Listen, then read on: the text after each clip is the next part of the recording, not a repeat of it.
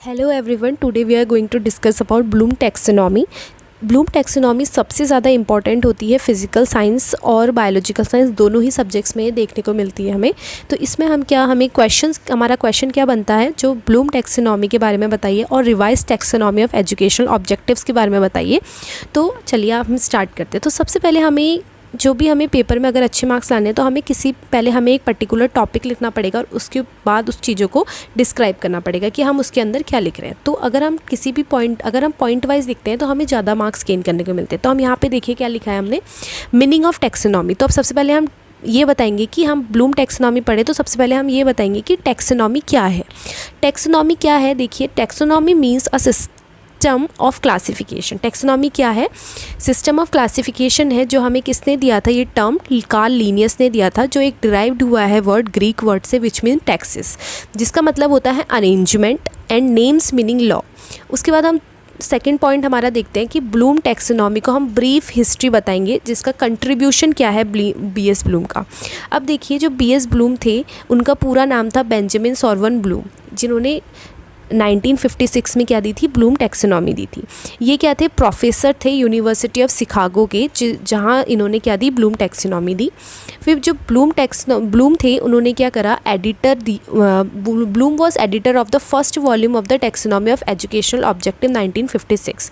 Bloom क्या थे, editor थे, फर्स्ट वॉल्यूम जो थी उन्होंने क्या दी, टैक्सोनॉमी ऑफ एजुकेशनल ऑब्जेक्टिव 1956 में। आफ्टर दैट हम देखते हैं कि जो बी.एस. ब्लूम है उन्होंने क्या दिया, क्लासिफिकेशन दिया, 3 ऑब्जेक्टिव्स दिए या फिर डोमेन्स दिए। जो फर्स्ट था कॉग्निटिव डोमेन और ऑब्जेक्टिव, सेकंड अफेक्टिव डोमेन और objective, third which is psychomotor domain और ऑब्जेक्टिव।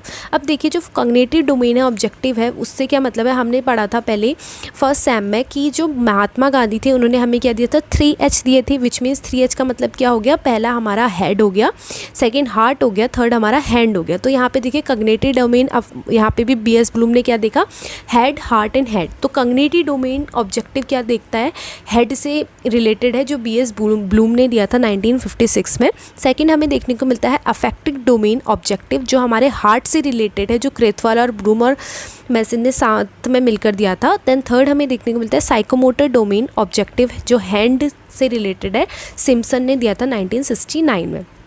इसको हम फर्दर आगे डिस्क्राइब करेंगे। सो हम उसके बाद देखते हैं कि जो ये क्लासिफिकेशन है ऑब्जेक्टिव्स का, ये बहुत सारे डिफरेंट लोगों ने इसको टैक्सोनॉमी में करने की कोशिश करी, बट जो सबसे ज़्यादा सही जो मॉडल दिया गया टैक्सोनॉमिकल, वो किसने दिया, एजुकेशनल ऑब्जेक्टिव का बी.एस. ब्लूम ने दिया। और ये कब एसोसिएट और उनके अपने एसोसिएट के साथ, और कब दिया इन्होंने, 1956 में दिया। उसके बाद हम देखते हैं बेसिस ऑफ ब्लूम टैक्सोनॉमी। तो बेस क्या था, बेस जो ब्लूम टैक्सोनॉमी का था, पहले था educational base, then second is logical base, third psychological base and fourth is cumulative base. Then after that हम देखते हैं जो Bloom taxonomy of educational and instructional objectives. Bloom taxonomy 3 parts में डिवाइड है, जो हमने पीछे पढ़ा, cognitive objective, affective objectives and the psychomotor objective. जो कॉग्निटिव ऑब्जेक्टिव है हमने देखा बी.एस. ब्लूम ने दिया था 1956 में, and the affective objective Krathwohl, Bloom और मार्सियन 1964 में मिलके दिया था। उसके बाद जो थर्ड साइकोमोटर ऑब्जेक्टिव था वो सिम्पसन ने दिया था 1989, किसके साथ मिलकर, हैरो के साथ मिलकर। अब हम ये देखेंगे कि ब्लूम टैक्सोनॉमी बोल तो रहे हैं, बट ब्लूम टैक्सोनॉमी है क्या, तो इसका आप मीनिंग देखेंगे कि इसकी मीनिंग क्या है। तो देखिए ब्लूम टैक्सोनॉमी क्या है, एक सिस्टमैटिक क्लासिफिकेशन है। टैक्सोनॉमी का मतलब हमने क्या देखा, अरेंजमेंट। तो किसका अरेंजमेंट है, सिस्टमैटिकली चीज़ों को अरेंज कर रहे हैं यहाँ पे, ठीक है। सिस्टमैटिक क्लासिफिकेशन है एजुकेशनल ऑब्जेक्टिव का, जो किससे सिमिलर है, जैसे डीवी ने हमें क्या दिया था, जॉन डीवी ने हमें क्या दिया था, डेसिमल सिस्टम दिया था, जो क्लासीफाई करता है नंबर ऑफ बुक्स को इन अ लाइब्रेरी।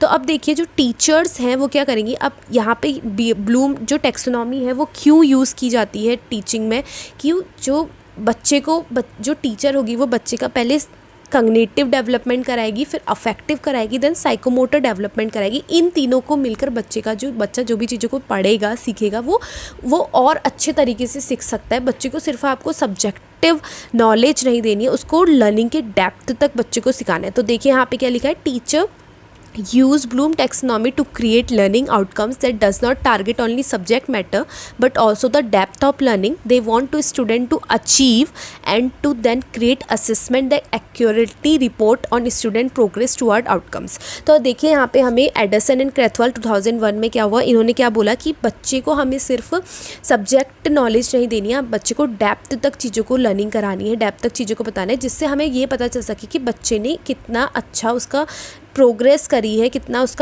अच्छा उसका आउटकम निकला है। तो अब देखो बीएस ब्लूम ने बच्चे के बिहेवियर को 3 डोमेन्स में डिवाइड किया, which is cognitive domain, affective domain and the psychomotor domain. अब यहाँ पर आती है, हमें वीकनेस देखने को मिलती है, जो वीकनेस थी बीएस ब्लूम की ब्लूम टैक्सोनॉमी में कॉग्निटिव डोमेन में।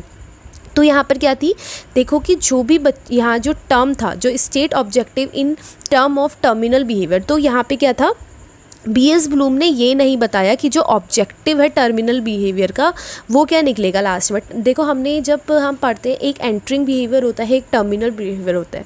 जो एंटरिंग बिहेवियर होता है कि बच्चा जब आता है तो उसका बिहेवियर कैसा है, और जब वो गया, टर्मिनल बिहेवियर मतलब कि जब वो एंड हो गया उसका सेशन तो उसका बिहेवियर कैसा है, मतलब कि हम उसके बिहेवियर में कुछ चेंजेस ला पाए या नहीं ला पाए। तो यहाँ पर क्या हुआ कि जो बीएस ब्लूम थे उन्होंने वो ये नहीं बता पाए कि बच्चे का टर्मिनल बिहेवियर के बारे में नहीं बता पाए कि क्या कैसा होगा terminal end of the teaching, क्या रिजल्ट निकलेगा, क्या बच्चे का बिहेवियर होगा, वो इस बारे में नहीं बता पाए।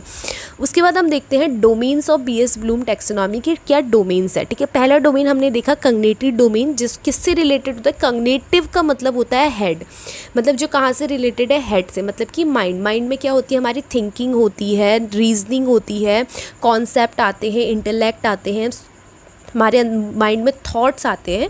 तो टीचर यहाँ पर क्या करेगी, बच्चे के जो माइंड में जितने भी थॉट्स आएंगे, बच्चे के अंदर जितनी भी थिंकिंग प्रोसेस होगी, उन सबको डेवलप करने में हेल्प करेगी, चीज़ों को, उनकी नॉलेज को, बच्चा क्या करे, नॉलेज को गेन करे। तो यहाँ पे बच्चा क्या करेगा, नॉलेज को गेन करेगा, अंडरस्टैंड करेगा चीज़ों को, उसको फिर अप्लाई करेगा चीज़ों को, फिर उसके बाद सारी चीज़ों को एनालाइज करेगा, फिर चीज़ों को सिंथेसाइज करेगा, एट द एंड उसको इवैल्यूएट करेगा। ठीक है, उसके बाद हम देखते हैं अफेक्टिव डोमेन। अफेक्शन मतलब कि किससे रिलेटेड है, हमारे हार्ट से रिलेटेड है। तो हमारे हार्ट में क्या होते हैं, इमोशंस होते हैं, फीलिंग्स होते हैं। ठीक है, हमें बच्चे की टीचिंग को सिर्फ माइंड से कनेक्ट नहीं करना, हमें बच्चे को दिल से भी कनेक्ट करना है। जैसे कि हमें बच्चे की इंटरेस्ट को जगाना है, उसके एप्टीट्यूड्स को, उसकी वैल्यूज़ को, जो अलग अलग उसकी, हर इंसान के लिए डिफरेंट वैल्यूज़ चेंज हो रही है। तो बच्चे को हमें इन तीनों ही चीज़ों से, हेड, हार्ट और हैंड, तीनों ही चीज़ों से पढ़ाना है, कनेक्ट करके इन तीनों चीज़ों को। And the third which is the psychomotor domain. तो इससे हमें पता चलता है साइकोमोटर, मोटर का मतलब हो गया कि मोटर स्किल्स की, मतलब कि अब बच्चा क्या, जैसे हम खेलते हैं कूदते तो हमारी क्या होती है, हाथ पाँव हिलते हैं। तो बच्चा खेलता है कूदता है तो उससे ज़्यादा चीज़ों को सीखता है। तो बच्चा यहाँ क्या कर रहा है, अपना दिमाग भी यूज़ करेगा, अपना दिल भी यूज़ करेगा और अपने हाथ पाँव भी यूज़ कर रहा है। ठीक है, तो साइकोमोटर डोमेन क्या बोलता है, डूइंग, फोकस करता है किसमें, बॉडी मूवमेंट्स में। तो अब देखो साइकोमोटर जो डोमेन है वो किससे इंक्लूड है, मोटर स्किल से। तो टीचर क्या करेगी, बच्चे को सिर्फ माइंड और इमोशन से ही उनको कनेक्ट नहीं करेगी, उनको क्या करेगी, हैंड ऑन एक्टिविटीज़ भी कराएगी, जिससे बच्चा क्या कर सके, साइकोमोटर स्किल्स कर सके और बच्चा ज़्यादा से ज़्यादा चीज़ों को सीख सके।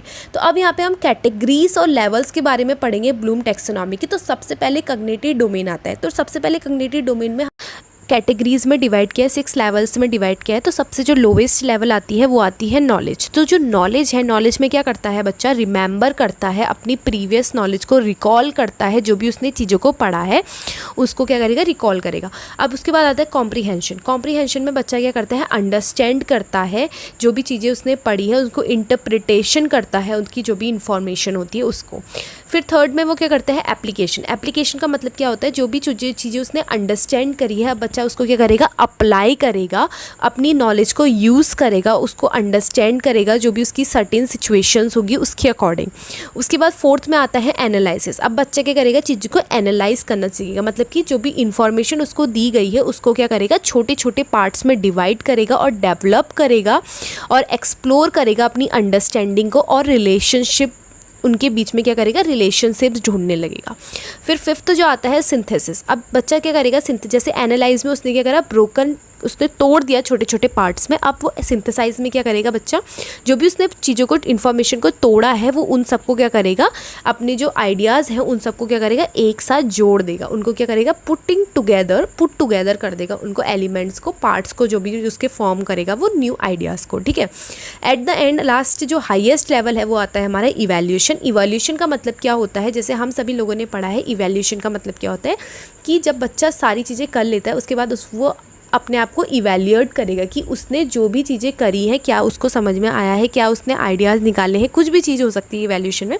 तो बच्चा क्या करेगा, एक जजमेंट बनाएगा, वैल्यू करेगा अपनी चीज़ों की, और जो भी चीज़ें उसने पढ़ी हैं, जो भी टीचर ने मटेरियल्स यूज़ करे हैं, जो भी चीज़ें उसके सामने दी गई हैं वो यूज़फुल हुई हैं या नहीं यूज़फुल हुई है, ये चीज़ों के बारे में देखा जाएगा इवैल्यूएशन में। ठीक है, जो कॉग्निटिव डोमेन है ये ओरिजिनल टैक्सोनॉमी है, किसकी, ब्लूम टैक्सोनॉमी की 1956 में दी गई थी। उसके बाद आता है अफेक्टिव डोमेन। अफेक्टिव डोमेन हमने देखा कि किससे डील करता है, फीलिंग से, इमोशन से।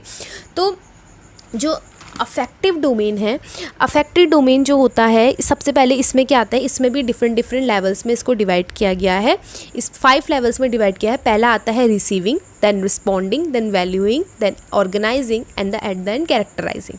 जो सबसे पहले आता है रिसीविंग। रिसीविंग का मतलब क्या है, बच्चा क्या कर रहा है, इन्फॉर्मेशन रिसीव कर रहा है। तो यहाँ से हमें क्या पता चल रहा है, रिसीविंग का मतलब ही क्या होता है, इन्फॉर्मेशन को रिसीव कर रहा है, इन्वॉल्व कर रहा है, जो भी उसकी अवेयरनेस है किसके प्रति, इमोशंस और फीलिंग्स के थ्रू। अब उसके बाद क्या करता है, रिसीव करने के बाद बच्चा क्या करेगा, रिस्पॉन्ड करेगा चीज़ों को। ठीक है, रिस्पॉन्ड करेगा, रिएक्ट करेगा। कैसे रिएक्ट करेगा, डिस्कशन करेगा, कन्वर्सेशन करेगा, क्वेरीज करेगा कि भाई मुझे ये चीज़ें में दिक्कत आ रही है, तो ये चीज़ें रिसीव करने के बाद वो कुछ क्वेश्चंस पूछेगा, कुछ अपने रिस्पॉन्सेस शो करेगा। जो थर्ड आता है, थर्ड लेवल है, विच इज़ वैल्यूइंग। अब जो भी उसने चीज़ें रिस्पॉन्ड करी है, जो भी उसने चीज़ें रिसीव करी है, उसके बाद क्या करेगा बच्चा, एक्सप्रेशन शो करेगा, उस चीज़ों की वैल्यू करने लगेगा, लिंक करने लगेगा उसे डिफरेंट चीज़ों के साथ। उसके बाद ऑर्गेनाइज। अब जो भी चीज़ें उसने करी हैं उन सब चीज़ों को क्या करेगा बच्चा, ऑर्गेनाइज करेगा, उन सारी चीज़ों को करेगा एक साथ टुगेदर कर देगा, पुट टुगेदर कर देगा, ऑर्गेनाइज कर देगा एक मैनर में। जो डिफरेंट उसकी वैल्यूज़ हैं, बिलीव्स हैं, उन सबको क्या कर देगा, एक ऑर्गेनाइज मैनर में बना देगा और एक मॉडिफाई करेगा अपनी क्या, एक स्कीमा हमने पढ़ा था क्या होता है, स्कीमा क्या है, पैकेज ऑफ इंफॉर्मेशंस। तो अपनी पैकेज ऑफ इंफॉर्मेशंस को क्या कर देगा बच्चा, ऑर्गेनाइज कर देगा। उसके बाद आता है एट द एंड जो हाईएस्ट लेवल है हमारा, कैरेक्टराइजिंग। तो बच्चा इसमें क्या करता है, it is to act consistently with the value of set in accordings with the value he और शी हैज़ इंटरनलाइज्ड। अब बच्चा क्या करेगा, कैरेक्टराइज करेगा चीज़ों को, कि जो भी चीज़ें उसने ऑर्गेनाइज करी है, वैल्यू करी है, रिस्पॉन्ड रिसीव करी है, उन सबको क्या करेगा, डिफरेंट उसमें कैरेक्टराइज करने लगेगा, उसको इंटरनलाइज करेगा, अपने अंदर उसको समाने लगेगा। ठीक है, देन फिर जो लास्ट है which is the psychomotor domain. तो साइकोमोटर डोमेन हमने देखा जो किससे डील करता है, फिजिकल और मोटर वर्क से डील करता है। तो इसमें भी कितने आते हैं, 6 लेवल्स आती है। जो लोएस्ट लेवल है वो कहाँ से स्टार्ट है, परसेप्शन। परसेप्शन का मतलब है बच्चा कितने अपने सेंसेस का यूज़ करेगा, सिग्नल्स का यूज़ करेगा, गाइड करेगा मोटर एक्टिविटीज़ के थ्रू, वो परसेप्शन। उसके बाद सेकंड इमिटेशन। इमिटेशन का मतलब होता है बच्चा कॉपी करेगा जो भी लोग होंगे उनको, मतलब जैसे अपने आइडियल्स या फिर अपने टीचर्स, अपने पेरेंट्स। बच्चा क्या करता है, जैसे हमें BF स्किनर ने क्या बताया है कि बच्चा क्या करता है, इमिटेट करके चीज़ों को सीखता है। तो इमिटेट मतलब कि कॉपी करके चीज़ों को सीखता है। बच्चा क्या करता है, चीज़ों को, लोगों को ऑब्जर्व करता है, उनको मिमिक करता है, उनको क्या करता है, कॉपी करता है। ठीक है, तीसरी चीज़ मैनिपुलेशन। मैनिपुलेशन का मतलब कि बच्चा क्या करेगा, मैनिपुलेट करेगा, जो भी चीज़ें उसने याद करी हैं, चीज़ें पढ़ी हैं, उन सबको क्या करेगा, अपने तरीके से उस चीज़ों को, जैसे मैं आपको ये बता रही हूँ, ये चीज़ें मैं आपको BS ब्लूम के बारे में बता रही हूँ, टैक्सोनॉमी के बारे में बता रही हूँ, तो आप इसको सुनेंगे और अपने तरीके से वहाँ पेपर में लिखेंगे। ठीक है, तो आप अपने तरीके से उसको मैनिपुलेट करेंगे। तो बच्चा यहाँ क्या करेगा, तीसरे लेवल में मैनिपुलेशन करेगा। देन आता है प्रिसीजन। प्रिसीजन का मतलब है कि मैनिपुलेशन के बाद क्या करता है, स्टूडेंट क्या करता है, प्रिसाइज करता है बेस्ट मैनिपुलेटेड बिहेवियर। जो भी उसने मैनिपुलेट किया है उसको क्या करेगा, प्रिसाइज करेगा, अपना जो भी उसने मैनिपुलेटेड जो उसका बिहेवियर था उसको, अपनी स्किल्स को अब क्या करेगा बच्चा, मैनिपुलेशन में थोड़ी मिस्टेक्स करता है मैनिपुलेट करने में, उसके बाद प्रिसीजन में क्या करेगा, उसमें क्या होगा, जो भी उसने मैनिपुलेट करी होंगी चीज़ें उसमें क्या होंगी, लेस मिस्टेक्स आने लगेंगी। जैसे मैंने अभी आपको BS ब्लूम के बारे में बता रही हूँ, आप क्या करेंगे, मैनिपुलेट करेंगे और अपने तरीके से पढ़ेंगे, उसमें आपको थोड़ी मिस्टेक्स होंगी पहले, उसके बाद धीरे धीरे आप उसको पढ़ते रहेंगे तो वो प्रिसीजन हो जाएगी, प्रिसाइज हो जाएगी आपके माइंड में, आपके वो बेस्ट मैनिपुलेटेड बिहेवियर बन जाएगा आपका। आप उसमें क्या करेंगे, लेस मिस्टेक्स करने लगेंगे। फिफ्थ में आता है आर्टिकुलेशन या फिर हम उसको बोल सकते हैं क्लियर। अब इसमें क्या होता है, इस लेवल में क्या हो जाता है, स्किल जो होती है वो आर्टिकुलेटेड हो जाती है, मतलब कि क्लियर हो जाती है। जो लर्नर अप्लाई करता है चीज़ों को अपनी नई नई सिचुएशंस में उसको ऐड करता है, ठीक है। नाउ नेचुरलाइजेशन का क्या मतलब है कि ये किससे रिलेटेड है, मसल मेमोरी से रिलेटेड है। लर्नर की जो परफॉर्म करता है डिफरेंट टास्क ऑटोमेटिकली अनकॉन्शियसली चीज़ों को करता है। अब बच्चा है, देखो नेचुरलाइजेशन से हमें पता चल रहा है कि नेचुरल चीज़ की बात हो रही है। अब बच्चे ने जैसे आर्टिकुलेशन में क्या कर लिया था, न्यू सिचुएशन को अप्लाई करना सीख लिया था नई नई चीज़ों में। अब नेचुरलाइजेशन में बच्चा क्या है, बिल्कुल परफेक्ट हो गया है। अब वो ऑटोमेटिकली चीज़ें करने लगा है, ऑटोमेटिकली टास्क करने लगा है, अनकॉन्शियसली चीज़ों को करने लग गया है। तो ये हमारा क्या हो गया, नेचुरलाइजेशन। अब हम देखेंगे ब्लूम टैक्सोनॉमी रिवाइज्ड। तो ब्लूम टैक्सोनॉमी को, जैसे ब्लूम जो ओरिजिनल ब्लूम टैक्सोनॉमी थी हमने देखा 1956 में BS ब्लूम ने दी थी। तो उसके बाद इसको रिवाइज़ किया गया, किसने, लॉरिंग एडल्सन के थ्रू इसको रिवाइज़ किया गया, जो कौन थी, BS ब्लूम की एक स्टूडेंट थी। इन्होंने 2001 में इसको रिवाइज़ किया। तो इन्होंने क्या करा, ये टोटली किसके ऊपर डिपेंडेंट, BS ब्लूम की टैक्सोनॉमी पे ही डिपेंडेंट है। और ये क्या है, इन्होंने सिर्फ किस में चेंजेस करे, कॉग्निटिव डोमेन में सिर्फ क्या करा, चीज़ों को रीअरेंज कर दिया। जैसे BS ब्लूम की जो ओरिजिनल BS ब्लूम की जो ब्लूम टैक्सोनॉमी थी वो नाउन पे बेस्ड थी। तो उसके बाद जो रिवाइज ब्लूम टैक्सोनॉमी आई वो वर्ब के फॉर्म में बेस्ड थी, ठीक है। तो सबसे पहले हमने जैसे देखा ओरिजिनल ब्लूम टैक्सोनॉमी में knowledge, comprehension, application, analysis, synthesis and evaluation. Then after that हम देखते हैं जो रिवाइज ब्लूम टैक्सोनॉमी है उसमें हम सबसे पहले क्या देखते हैं, remembering, understanding, applying, analysis. Then उसके बाद हम देखते हैं कि जो हमारा सिंथेसिस था ओरिजिनल ब्लूम टैक्सोनॉमी में वो क्या चले जाते हैं, रिवाइज टैक्सोनॉमी में अपर लेवल में चले जाता है, जिसको हम बोल देते हैं सिंथेसिस को क्रिएटिंग हाईएस्ट लेवल पे। और जो इवैल्यूएशन है वो सेकंड हाईएस्ट लेवल पे आ जाता है as a evaluating. Thank you so much, I hope you all understand it better. Thank you so much for watching, bye.